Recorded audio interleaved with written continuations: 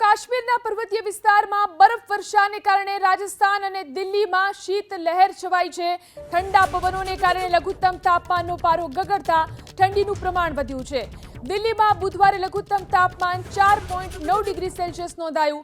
નોંધનીય છે કે છેલ્લા 14 વર્ષમાં પ્રથમ વખત ડિસેમ્બરના પ્રારંભે દિલ્હીનું લઘુત્તમ તાપમાન 5 ડિગ્રીની નીચે ગયું છે। અગાઉ 6 ડિસેમ્બર 1987માં દિલ્હીનું તાપમાન 4.1 ડિગ્રી સેલ્સિયસ નોંધાયું હતું। દિલ્હીમાં હજુ 13 ડિસેમ્બર સુધી શીતલહેર યથાવત રહેવાની સંભાવના ભારતીય હવામાન વિભાગે વ્યક્ત કરી છે। આ તરફ રાજસ્થાનના સીકરમાં પણ 1.5 ડિગ્રી સેલ્સિયસ તાપમાન સાથે રાજ્યનું સૌથી ઠંડુ શહેર રહ્યું। રાજસ્થાનના વિવિધ ભાગોમાં તાપમાનનો પારો 1.5 ડિગ્રીથી 10.8 ડિગ્રી વચ્ચે નોંધાયો। કાશ્મીરના ગુલમર્ગ અને સોનમર્ગમાં ફરી હિમવર્ષા થઈ।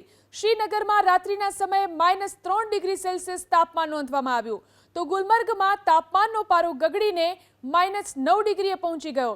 કાશ્મીરમાં હિમવર્ષાને પગલે તાપમાન માઇનસમાં જતા શ્રીનગરનું દાલ સરોવર સહિતના તમામ જળ સ્ત્રોતો અને પાણીના નળો આંશિક ધોરણે થીજી ગયા હતા। હવામાન વિભાગે હજુ 24 કલાક કાશ્મીર ખીણમાં ભીષણ ઠંડીનો પ્રકોપ જારી કરવાની આગાહી કરી છે। તો 12મી થી 14મી ડિસેમ્બર દરમિયાન વેસ્ટર્ન ડિસ્ટર્બન્સની અસરના ભાગરૂપે પર્વતીય વિસ્તારોમાં હજુ બરફવર્ષાનું અનુમાન વ્યક્ત કરાયું છે।